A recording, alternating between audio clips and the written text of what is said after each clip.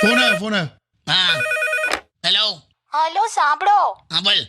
હું શું કહું છું, હા બોલ. આપણી પાડોશન છે ને આજે બજારમાંથી 5 સાડીઓ લઈને આવી. કેમ હવે તો તું 10 લઈ આય ચાલ. સાચે?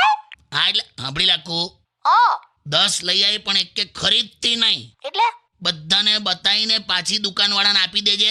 ને સાડીની દુકાનવાળો આપણો ભાઈબંધ છે એટલે આ રીતે એક દિવસ સાડીઓ ઘેર લાવવા દેશે. વાહ કાકા, એટલે બહુ કંઈ વાંધો નહીં આવે. એટલે તારું કામ થઈ જાય ને મારું કામ થઈ જાય. સારું એવું કરીશ. સાંભળો પણ હું શું કહું છું, હા એક સાડી તો લેવા દો. મને વાંધો નહીં પણ પછી તું 10 કલાકે ઘેર આવીશ. શું 10 કલાકે? તારી ટેવ છે. તું શું કરે 25 સાડીઓ જુએ અને પછી સાઈડ પર કઢાવે. હા તો એમાંથી 10 અલગ કરે પાછી.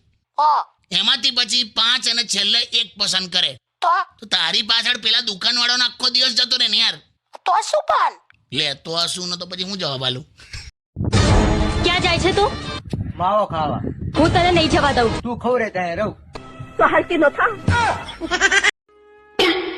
હું બેઠી બેઠી વિચાર કરશો. મોદી સાહેબ આવડી ઉંમરે કેટલું કામ કરે તોય થાકતા નથી. હું ખાતા હશે? કેમ ખબર હવે? હાલ પૂછી જોઈ, કદાચ કે ને તો આપણે ખાવા થાય ને.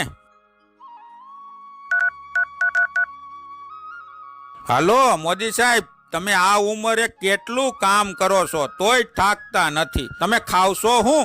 देखो भाई, मैं डेली 2 किलो 2.5 किलो 3 किलो गाली खाता हूँ.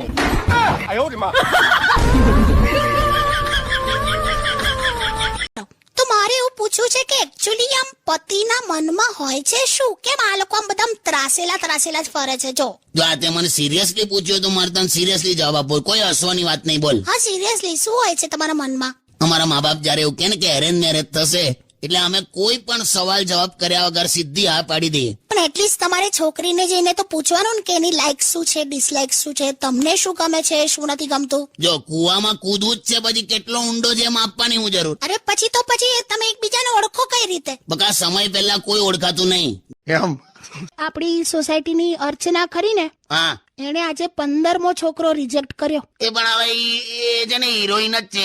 પોતાને હું સમજે એને કે આપણે સલમાન, શાહરૂખ, રિતિક, શાહિદ આવા બધા ના હોય. અહીંયા રમેશ, અનિલ, જીગો એવા બધા જ મળે.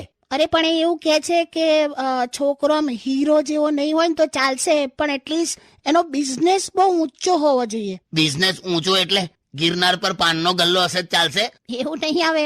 એવો છોકરો જોઈએ જે આમ ડેશિંગ હોય, સ્માર્ટ હોય, ટોલ, ડાર્ક, હેન્ડસમ, પર્સનાલિટી, પૈસો, ઘર, ગાડી, બંગલો, નક્કર ચાકર એવું બધું. તો એને કે આટલું બધું જે છોકરા પાસે હોય તે પછી તને શું કામ હા પાડે? કરું પણ મન તો સમજાતું જ નહીં. હા હમણાં મને કેવું ખબર પડે. ખાલી એક દિવસ આને લેવા ગયેલો હરક પદુડી એમાં તબિયત બગડી ગઈ યાર. 2 દિવસ માંડ મજા કરીને એમાં તો મને લેવાઈ ગયા. બોલ, મારા વગર સહેજ પણ ચાલતું નથી આમને. તારા વગર ચાલે જ છે પણ તું જ્યાં હોય છે ને ત્યાં લોકોને નથી ચાલતું.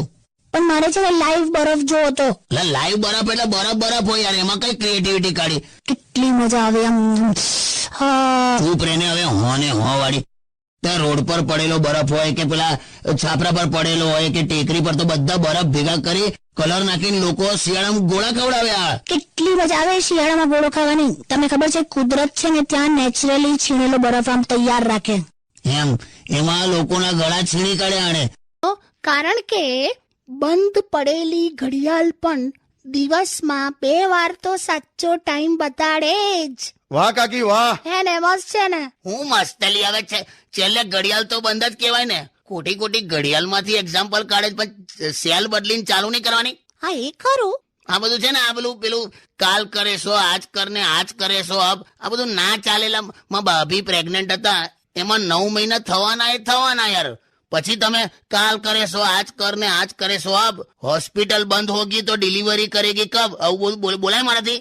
આ તો એક સુવિચાર છે. હા તો એવું હોય ને તો તું એક કામ કરા, એક લખી લે સુવિચાર. હું કઉ છું લખી લે કે જીવન પ્રેક્ટિકલી જીવવું પડે. સુવિચાર પ્રમાણે જીવીએ ને તો ગભા નીકળી જાય.